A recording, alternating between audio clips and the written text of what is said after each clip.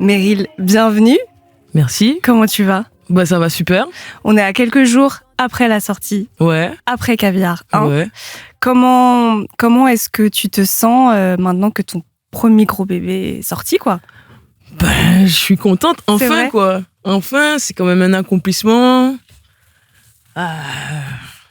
Je suis contente, je suis très contente, je suis soulagée aussi, parce que ça fait un mois que je suis sur les réseaux. Tu dors plus. C'est le meilleur album, faut aller écouter ça, Et c'est sorti et je suis soulagée, et voilà. Et je me demandais, est-ce que tu avais une forme de pression, justement, avant de le sortir ? Parce que t'es très identifié, t'es là depuis longtemps, on t'a vu faire beaucoup de choses, ouais. T'as été nommé aux Victoires, aux Flammes, t'as fait beaucoup de scènes, un zénith de feu il y a quelques mois ici à Paris. Un zénith incroyable. Voilà.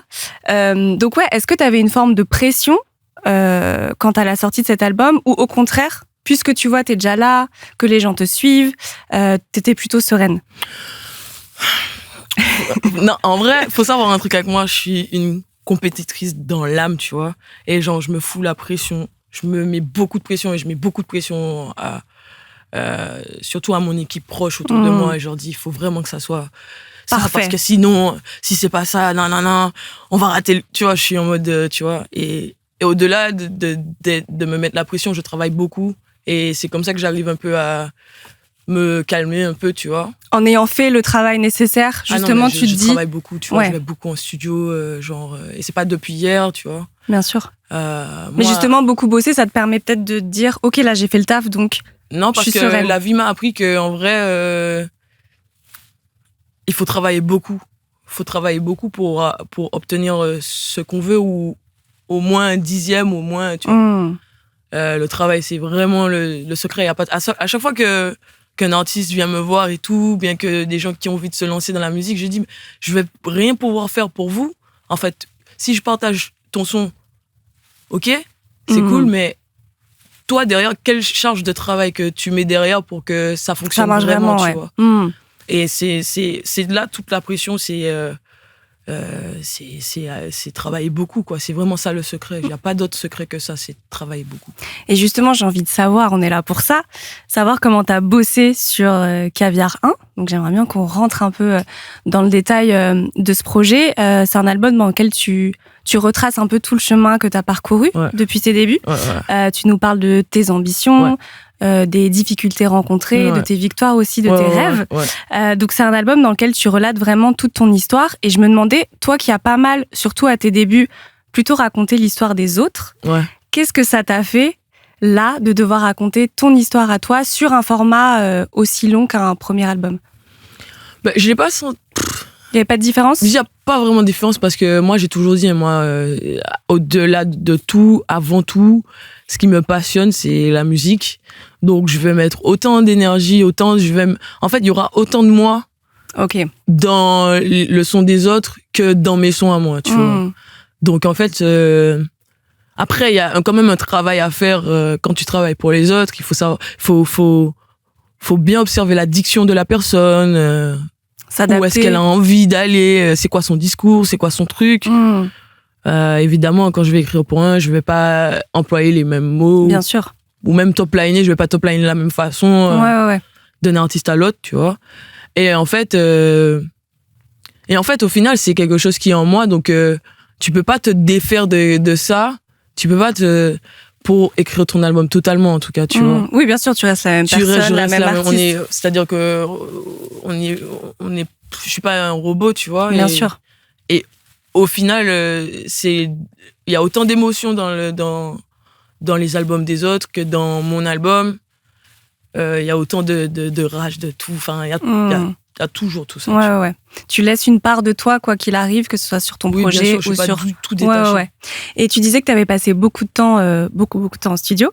Est-ce que tu peux me raconter justement comment tu as bossé sur cet album, parce que tu étais assez entourée, y a pas mal de gens qui sont intervenus. Comment concrètement ça s'est passé, la création de Caviar 1 ? Est-ce que, je sais pas, t'avais déjà des textes, des prods quand t'es arrivé en studio, des choses déjà faites ? Est-ce que vous êtes allé en séminaire ? Enfin, c'était quoi l'ambiance derrière la création de Caviar 1 ?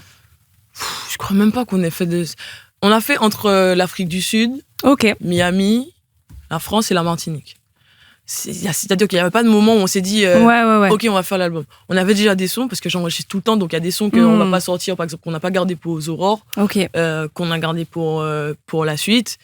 Il y a des sons qu'on a fait au dernier moment, par exemple le Dembo Martinica, c'était vrai. On va parler de ce son. Le tube, le hit. Non, vraiment. Dembo, c'est vraiment, par exemple, le Dembo, c'est DJ Tutus que j'adore. Ouais. Et en fait, lui, au-delà de la musique, on a développé une relation où, genre, je vais tout le temps chez lui, il vient tout le temps chez moi pour faire de la musique. Et il habite en Martinique comme moi-même. Quand on est en Martinique, on vient de faire un séjour. On se demande toujours, bon, tu fais quoi aujourd'hui? Ok, tu fais quoi, vous êtes proches, on est proches, tu vois. Pas que dans la musique. Donc voilà, et comme moi, quand j'ai quelqu'un comme ça qui aime autant la musique que moi, bah, soit je suis fourré chez lui, soit il est fourré chez moi, on fait tout le temps de la musique. Donc je lui dis de venir, il me dit, bon, qu'est-ce qu'on fait aujourd'hui? Je dis, mon frère, on va faire un dembo, parce qu'on avait déjà commencé avec ça, tu vois, avec Biggie D.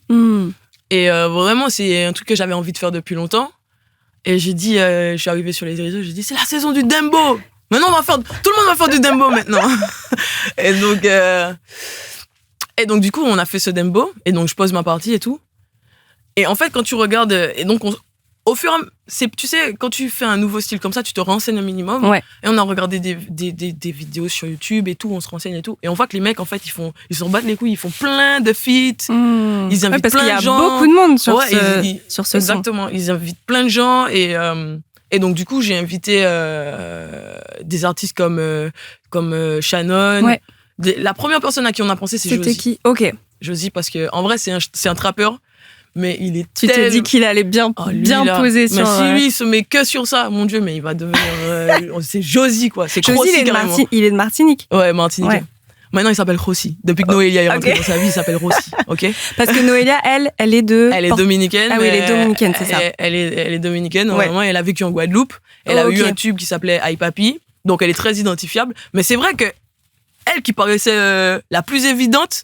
Tu n'y as pas pensé tout de suite? C'est Tutus. Quand on a fini d'avoir tous les feats, carrément, on a pensé à La Massa avant. Okay. La Massa qui est un Martiniquais, qui vit en Martinique, mais qui est de République dominicaine aussi. On pense à La Massa. On pense à Shannon. Et puis, genre... Et Yozo aussi? On pense à Yozo. Ouais. Yozo, c'était le deuxième. Yozo, on lui a envoyé le truc. Il a dit, let's go. Tutus l'appelle. On a fini le son, de poser le son. Tutus l'appelle et dit, bon, j'ai un son pour toi, nanana. Il dit, ok, envoie. On lui envoie. 15 minutes après, on a le couplet. J'ai dit, mais non. Non, mais Yozo, il est trop chaud. Yozo, le son Yozo. Ouais, j'aurais pensé que peut-être il allait être sur l'album. Mais non, tu l'avais déjà. Ouais, mais il est sur l'album, du coup. Ah, Yozo, non, on l'a pas mis. Non, oui, le titre, oui. Non. Et donc, Yozo, justement, pour Yozo, ce mec-là, il arrive. J'ai dit, bon, moi, je galère, j'écris, je réfléchis, nanana, on s'est donné un thème, nanana. Il dit à Natoxi de faire tourner le truc. Il arrive, bam, one shot, c'est bon, c'est fini. Il a plié ça en... Tiffan fait ça à battre. Allez, c'était fini. Du coup, vous avez fait ça à distance, là? Ouais, on a contacté tout le monde. Ok. Et donc, en fait, ça s'est fait comme ça. Et tous les artistes, ils ont répondu genre... tout de suite, tu vois. Et ça a créé une énergie dès le début du son. Bah, moi, pour te dire, j'ai reçu donc le lien d'écoute de l'album avant que ça sorte, parce qu'on devait se rencontrer. Et tout de suite, je suis allée... J'avoue, c'est mal. Hein. J'ai vu déjà tous les feats. Moi, c'est des personnes que j'écoute personnellement. Ouais. Et le dembo, c'est un genre aussi que j'écoute de plus en plus, parce que c'est en train de monter sévère là. Et même moi, je sors beaucoup en club et je suis DJ aussi, donc du coup, c'est un genre que on joue beaucoup. Yes. Et quand j'ai vu ça, Dembo Martinica avec toute cette liste, je me suis dit, ça a pété. Il va se passer quelque chose. Ça a pété. Il va se passer quelque chose. Et j'ai pas été déçue. Mais ma question, c'était, est-ce que le dembo, c'est un genre qui est fort aussi en Martinique ou pas? Bah, pas du tout. Ok. Pas je du me tout. demandais. On a une communauté espagnole en Martinique. On a plein de communautés aux Antilles, voilà. Et on a une communauté, mais c'est vrai que tu vois, culturellement, on s'y intéresse pas plus que ça, tu vois. Parce que vous avez d'autres genres aussi qui sont très forts, j'imagine. Exactement. Donc, il y a la prédominance de la dancehall, du chata aujourd'hui. Il y a tout ce qui est zouk. Bon, aujourd'hui, le trap, tout ça, ça toujours... Mais c'est à l'image de nous-mêmes, en fait, parce qu'on est dans un carrefour culturel, tu vois. Bien sûr. Mais c'est vrai que la communauté espagnole, tu vois, c'est en mode... Il y a Mob 26 qui a qui a tenté de faire du dembo. Qui avait déjà un peu, parce que lui, il est vraiment connecté à cette communauté et tout. Ok. Il y a eu un titre avant ça qui sortait, ça s'appelait Glock 17, Epic Camembert. Glock, c'est du dembo aussi. Ok. C'est Lamassa qui est avec Sourix, je crois, et Josie, je crois, sur ce titre. Donc il y a eu quelques essais, mais c'était pas hyper... Non, si, il y a eu... Alors, Glock 17, ça avait pété, mais vraiment dans... Genre localement, quoi. Local, tu vois. Ouais. Local. Et bon, j'ai pas attendu que ce son sorte pour me dire, OK, il y a du dembo. Ça faisait longtemps et j'attendais le compositeur pour m'en faire, puisque Natoxy, il est imprenable, il est tout le temps à droite, à gauche, on peut pas l'attraper. Donc quand j'ai eu Tutu, j'ai dit, bon, bro, maintenant on va faire ça, tu vois. Et mais voilà, c'est un truc qui arrive et que je vais pas lâcher de toutes les façons, parce que je trouve ça trop cool. Moi, je suis ta cliente. Hein. Je serai là. Je trouve ça trop cool et je trouve que c'est un marché tellement énorme aussi, tu vois. C'est clair. Donc voilà. Tu parlais t'as dit l'expression carrefour culturel. Moi, ce que j'ai kiffé sur cet album aussi, et c'est quelque chose que tu défends depuis tes débuts, mais c'est justement cette envie déjà de représenter la scène antillaise, caribéenne, même avec tous ces artistes-là. Est-ce qu'à chaque fois qu'on dit album, est-ce qu'on peut rajouter incroyable derrière ? Album incroyable. S'il vous plaît, c'est important. Mais du coup, on sent plus que jamais, je trouve, sur ce projet, ton envie, de mélanger les cultures. Sur ce morceau Dembo Martinica, on entend du créole, mais on entend aussi de l'espagnol. Yes. Je sais pas si c'est un truc, moi en tout cas, je suis pas sûre d'avoir déjà écouté de ce mélange des langues, tu vois. Voilà pourquoi c'est incroyable. Voilà pourquoi c'est tellement incroyable. Mais même, tu vois, quand on défile les 17 morceaux, on entend, on entend toutes tes influences. Bien sûr, on entend du rap, on entend du zouk, du dancehall. Même, il y a une petite touche d'amapiano, non, sur Nobody, un petit peu. Dans les... Ouais. Tu vois ce que je veux dire ou pas ? Oui. Légère.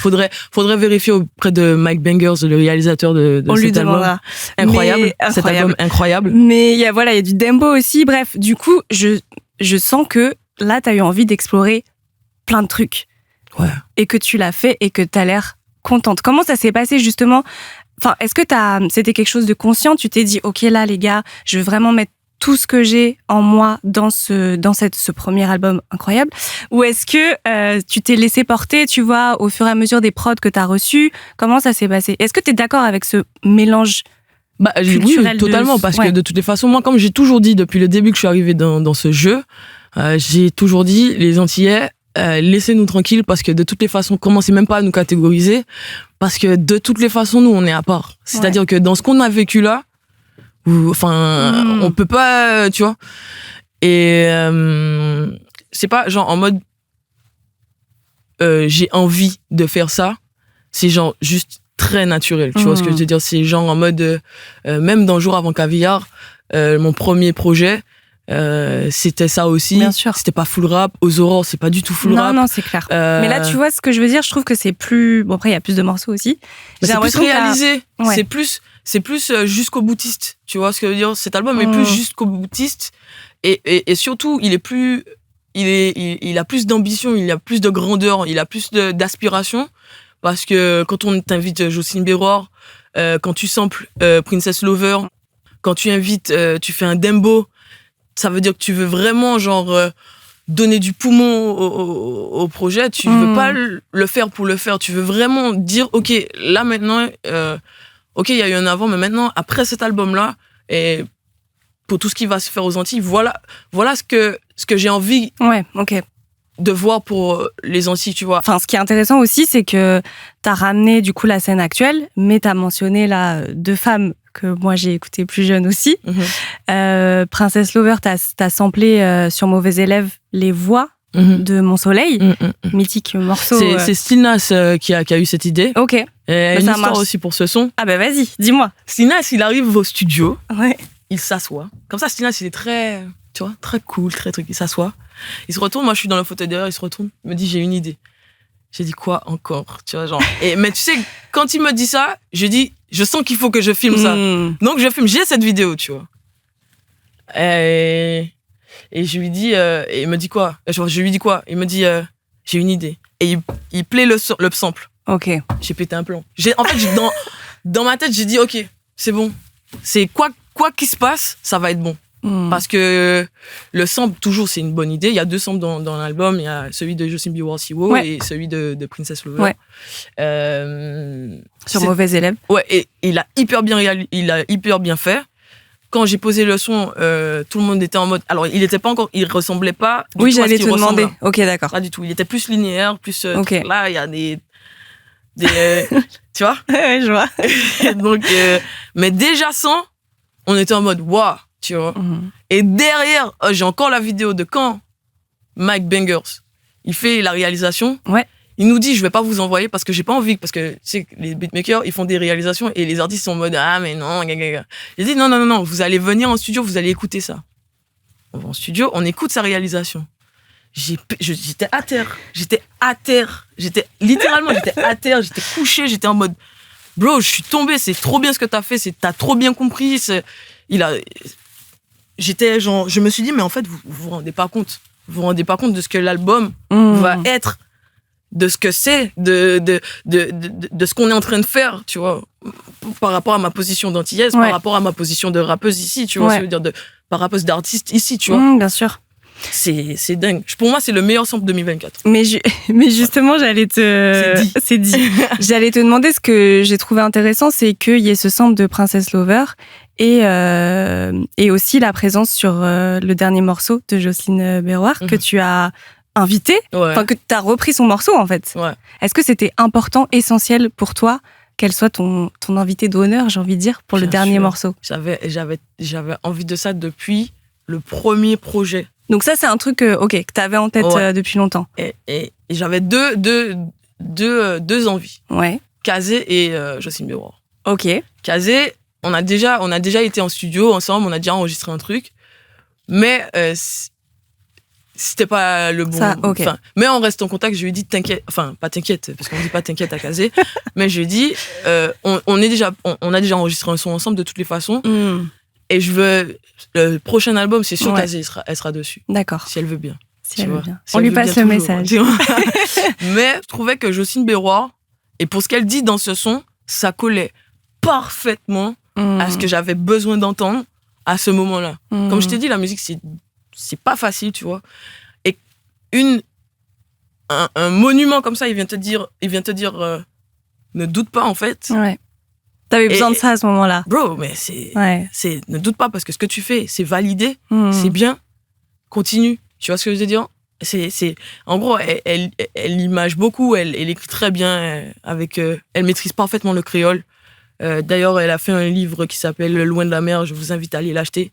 Il est incroyable. Elle a une maîtrise de la langue, de la connaissance martiniquaise incroyable. Et avoir cette dame-là, avec autant de connaissances, avec autant de parcours, avec autant de vécu de scène. Moi, je suis allée la voir à Adidas Arena, là, sur scène. C'est incroyable. C'est vrai. Je crois qu'elle a 70 ans. Ouais, je crois qu'elle est... Elle lève ses jambes comme ça. Mais pour moi, c'est tous mes exemples. En termes de live, en termes d'énergie, en termes de ce que tu dégages, ce que tu représentes pour la culture. Moi, c'est tout ce qui me fait envie, tu vois, dans ma petite carrière d'artiste, tu vois, c'est tout ce qui me fait envie. Et je me souhaite d'avoir un parcours comme le sien, tu vois ce que je veux dire. Et même Euzhan Palcy, elle a un peu la même aura que Jocelyne Béroir, tu vois, et j'ai eu la chance qu'elle est venue me voir à mes atriums, et elle est venue, elle m'a parlé, elle m'a dit, mais t'inquiète, en fait. Et je l'ai déjà dit en interview, quand il y a Jocelyne Béroir, il y a Euzhan Palcy qui te disent, ah bah là, bro, c'est toi, vas-y, tu vois. Elle vient de te voir. Jocelyne Béroir est venue à mon atrium aussi. Elles m'ont dit, frère. Et donc, cool. Tu les avais, enfin, Jocelyne Béroir, en tout cas, tu l'avais déjà rencontrée avant de faire le morceau, ou tu... Bien sûr. Ouais, ok, vous bien sûr, déjà. Je l'avais déjà vu, mais je ne lui avais pas encore parlé de ça. D'accord. Mais c'est vrai que, en vrai, il y a une histoire. Avant, Siwo, je l'ai pas fait tout de suite. Elle devait être sur Mauvais. Ok. Elle a enregistré sur Mauvais. Et quand j'ai fait Siwo, et c'est très étonnant, mais c'est les Narcos qui ont fait cette prod. Les Narcos, c'est vraiment noir, des trucs, nanana. Oui, alors que là, la prod, elle est hyper dansante, joyeuse. Hyper joyeuse, mais c'est parce que j'avais envie d'un truc un peu funk, un peu truc, un peu... Tu vois... pour conclure l'album... Pour conclure l'album, tu vois, avec un sample, un truc un peu grandiose, tu vois. Ouais. Et ils l'ont trop bien réalisé, tu vois. Encore une fois, on a des beatmakers. D'ailleurs, c'est un Martiniquais et un Guadeloupéen. Et donc, du coup, je suis trop contente. Je suis trop contente parce que tout est très bien réalisé. T'as l'air contente. Ouais, bien sûr. Ça fait plaisir. Un album incroyable. Et tout à l'heure, t'as mentionné, tu parlais du créole, là, il y a quelques minutes. Sur cet album, comme sur beaucoup de tes projets, tu chantes parfois en français, tu chantes parfois en français, parfois en créole. Je me demandais, est-ce que c'est un truc que tu fais de façon instinctive ou est-ce que tu réfléchis à quel moment tu vas utiliser quelle langue? Et est-ce que, je sais pas, ça dépend de avec qui tu collabores ou la prod, ou est-ce qu'il y a des choses que tu préfères dire en créole ou en français? Enfin, comment ça se passe pour toi? C'est très instinctif. Ok. C'est très, très instinctif. Il n'y a pas de calcul. Je pense que tout artiste antillais te dira la même chose. C'est très, très instinctif. Alors, quand on fait quand le moment vient de choisir les tracks et tout, alors oui, il y a un peu de stratégie, un peu de trucs, nanana, mais à la partie création, le truc est hyper instinctif. Quand tu dis il y a une stratégie, c'est pour qu'il y ait une part équitable? Bah oui, entre le français, ouais. Pas équitable parce que je peux faire un album et il y aura que du créole dessus. On attend. En fait, tu vois, mais après le truc c'est que l'histoire de la Martinique, c'est quoi? On a été colonisé par des Français. Donc la France, on parle français tous les jours, tu vois. Et par rapport à d'autres pays comme Haïti, la langue créole, c'est une langue officielle. Tu vois, nous, c'est une histoire un peu différente. Bien sûr. Le français, on apprend le français à l'école, on parle français à l'école, on apprend l'histoire de la France, et notre livre à nous, il est tout petit. Ouais, je t'avais entendu parler de ça. Ouais. Non, mais tranquille. Oui. Mais je veux dire, en fait, parler français aussi, c'est tout aussi instinctif finalement que de parler bien créole, sûr. Tu vois. Ouais. Donc, il n'y a pas de calcul, mais c'est vrai que, par exemple, on va choisir...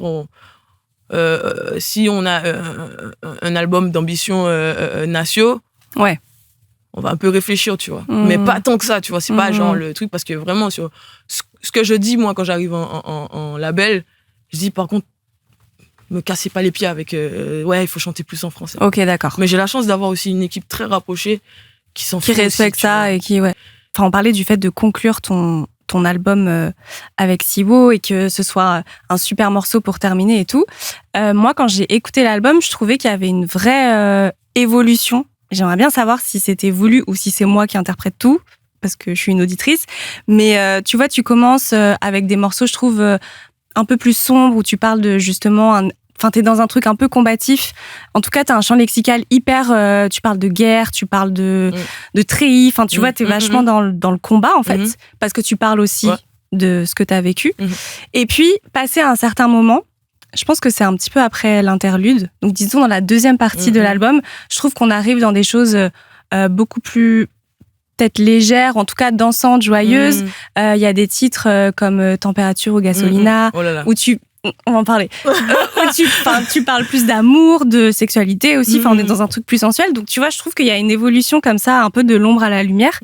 Et on finit avec le dernier morceau en joie totale. Mais du coup, est-ce que c'était un truc que tu as cherché à faire, tu vois, cette évolution ou... Certes, peut-être j'interprète. Non, on a fait le truc, c'est évident parce que quand il y a tous les sons un peu genre Température, Gasolina, nanana, après il y a Siwo, après avant il y a tous les sons un peu, il y a l'intro, tout ça. Jocelyne Béroir te disait, quand elle est sur scène, il y a un moment où elle te dit, bon, le gros poil, ça veut dire les peines de cœur, ça va durer 5 minutes. Oui. Après, tu dois en faire quelque chose de positif et passer à autre chose, tu vois ce que je veux dire. Et même quand j'ai vécu tout ça, quand je suis revenue, je suis pas venue en mode et pitié, nanana, je sais pas quoi. Non, t'es pas là-dedans. Je suis pas du tout là-dedans. Je suis en mode, oui, je suis sincère avec ce que je ressens, je refoule pas du tout ce que t'as vécu, ce que j'ai vécu, ce que j'ai ressenti. Mais à un moment donné, les gens, ils s'en foutent. Tu vois ce que je veux dire? Non, la vérité, c'est que les artistes, on a beaucoup d'ego, tu vois. Mais juste les gens, ils s'en foutent. Vraiment, à la fin de la journée, c'est quoi le hit de l'été? C'est quoi le truc? C'est that's it. C'est tout. Tu vois ce que je veux dire? Et genre, en mode, même moi, ça m'aurait fait chier d'écouter un album où un mec, il te fait des leçons. Tu sais, moi, j'appelle ça les artistes prophètes. Tu vois ce que je veux dire? C'est bien. C'est bien de conscientiser ça sert à ça un artiste. Mais à un moment donné, il faut se calmer. Parce que les gens sont grands. et savent ce qu'ils font. Et s'ils ont pris leur décision, tu vas pas un artiste. Tu peux pas changer le monde, tu vois. Tu peux influencer. Tu peux les faire danser aussi. Tu peux les faire danser sur ce que tu penses, par exemple. C'est pour ça que c'est important quand tu fais de la musique pour tous les artistes, c'est pour ça qu'il faut, c'est bien de trouver le compromis entre ce que tu as à dire. Est-ce que les gens veulent? Non, ce que tu as à dire et le côté ludique. Oui, ok. Pour moi, quand ça rentre trop dans la technique et tout, ça devient élitiste, c'est un autre, donc tu perds du public, tu vois. Et on va pas se mentir, moi je veux pas faire de la masturbation intellectuelle comme ça. C'est pas ça mon but. Moi, je veux aller sur scène, faire kiffer les gens. Je suis révoltée par des choses, tu vois. Ouais. Et je l'ai compris aussi en grandissant, tu vois, dans ma carrière, tu vois. Je suis quelqu'un de révolté de base, tu vois. Mais quand tu dépenses trop ton énergie dans ça, c'est ta santé mentale après, tu vois. Bien sûr. Il y a des choses à pas compromettre pour les gens, tu vois. Et donc, du coup, ça doit durer 5 minutes. Après, c'est bon, tu vois. Après, c'est la fête, Martinica et tout ça. Ouais, ok. Non, je comprends. Et est-ce que tu dirais que justement, faire cet album, ça t'a permis de te libérer un petit peu de certaines douleurs, certains mauvais souvenirs, tu vois, de les avoir couchés sur papier, de les avoir sortis, genre là, les sons, ils sont sortis. Est-ce que t'es en mode, ok, c'est derrière moi, et du coup, je peux avancer? Est-ce que cet album, ça t'a permis, d'avancer, en gros? Les passions sont faites pour ça. Les passions, c'est les premiers exutoires, tu vois, et je suis contente d'avoir une passion, tu vois, et d'en faire mon métier. La musique aussi, au-delà d'être une passion, la musique, ça guérit. Il y a des thérapies sur base de musique. Sur la musique, ça guérit. Tu vois, c'est prouvé. La musique, ça joue avec des émotions. C'est tellement vrai que c'est interdit dans des religions. La musique, c'est puissant, tu vois. Donc, oui, certes, c'est à ça que ça me sert, tu vois, bien sûr. J'ai besoin de ça.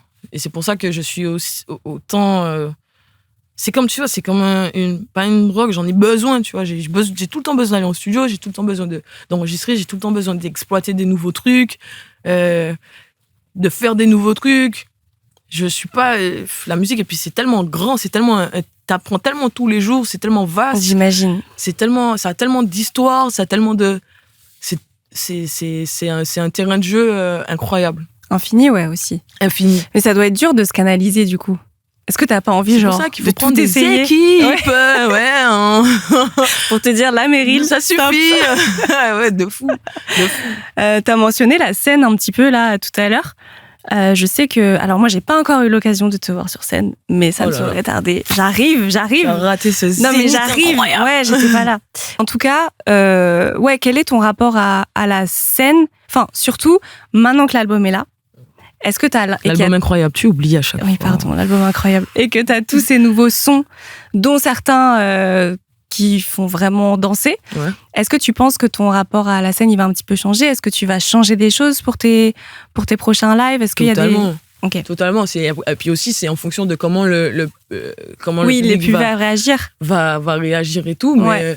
Mais bien sûr que déjà, la setlist, même avec Yozo, on n'avait pas commencé avec Yozo, tu vois. On a rajouté Yozo. Il y a des choses qui vont rester, il y a des choses, c'est la base, tu vois. Mais il y a des choses qui vont changer, tu vois. Et puis en fonction, on attend de voir comment les retours. Notre bébé grandit, tu vois. Ouais. Et puis, on va se réadapter totalement. Je veux que, par exemple, à la fin de l'année, à mon concert en Martinique et en Guadeloupe, on fait la Palouza Arena, capacité de 7000 personnes, je crois.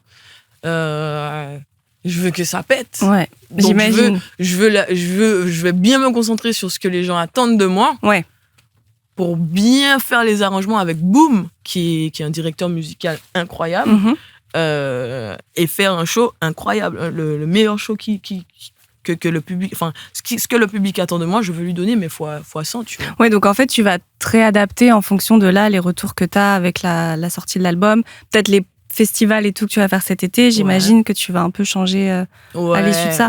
Ouais, mais déjà, on va T'as pas... déjà des... Pour les festivals, on va pas trop changer, mais il